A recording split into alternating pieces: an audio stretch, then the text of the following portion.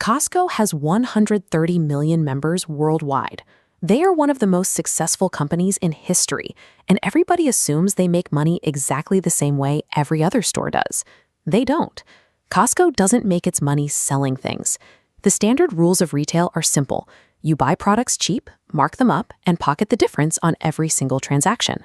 Because Costco sells massive pallets of paper towels and giant tubs of mayonnaise, we assume they are playing this exact same game, just scaled up into bulk sizes.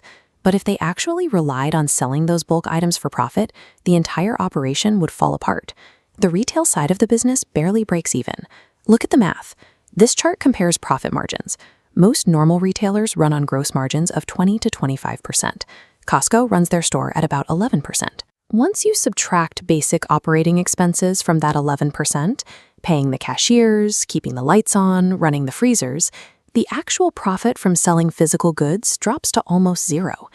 Moving billions of dollars of physical inventory across the globe takes massive effort. If that effort generates zero net profit, something else has to be keeping the empire alive. The actual business is the membership fee. That's $65 or $130 you pay just for the right to walk through the door. That fee is pure upfront profit. It requires no inventory. It doesn't spoil on a shelf. It doesn't have to be shipped on a truck. It generates billions in cash before a single cart is even pushed inside. Costco is a recurring subscription business. The physical groceries are the delivery mechanism for the value of that subscription. The right to enter the building is the product. Every flat-screen TV and pallet of water inside is just bait designed to make sure you renew that subscription next year. Once you look at Costco through the lens of a subscription business, all their strange operational choices stop looking weird and start looking ruthless. Take the $4.99 rotisserie chickens. The company willingly loses millions of dollars a year on poultry.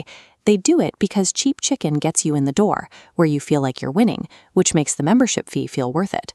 Or look at their inventory. A Walmart might carry 100,000 different items. Costco limits their selection to about 4,000. Fewer items with deeper discounts concentrates your perception of value.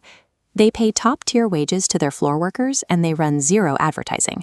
High wages ensure a customer experience good enough to keep you coming back, and happy members do the marketing for them by word of mouth. All of these strange anomalies serve one single metric, a 90% annual membership renewal rate. They gladly break the standard rules of retail because they are optimizing for recurring access, not transactional sales. Walmart dominates the traditional game of volume and transaction. They are incredibly good at it. But Walmart and Costco aren't actually competing. Walmart is playing checkers by chasing massive volume. Costco is playing chess by harvesting subscriptions. This strategy is a recurring mechanic used by the world's most dominant empires. Whether a company is selling software infrastructure through the guise of a bookstore or energy systems through the guise of a car company, the surface business is often a distraction designed to hide a much more powerful engine underneath.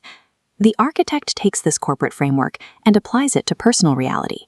If a multi-billion-dollar empire can optimize for a hidden metric, you can do the same for your own life. Look at your current job, your side hustle, or where you spend your hours. What is the surface task you've been handed, and what is the real value you are actually generating? The architect's advantage is the ability to stop accepting the surface story. You have to investigate the invisible mechanics that actually drive the results around you. Recognizing the real game is how you stop being a renter caught in an endless transactional loop. It's how you become an owner who builds compounding leverage over time. Here is your homework. Pick one company, one subscription, or one platform you interact with every day. Figure out its surface business, and then figure out what it actually sells. Drop your analysis in the comments. We are building pattern recognition together. If these systems felt invisible before today, it's not because you weren't looking. It's because the architecture of how life actually works is rarely taught to the people living inside it. We're going to fix that. The surface is the distraction. The byproduct is the play. Stop living on default and start designing intentionally. I'll see you in the next one.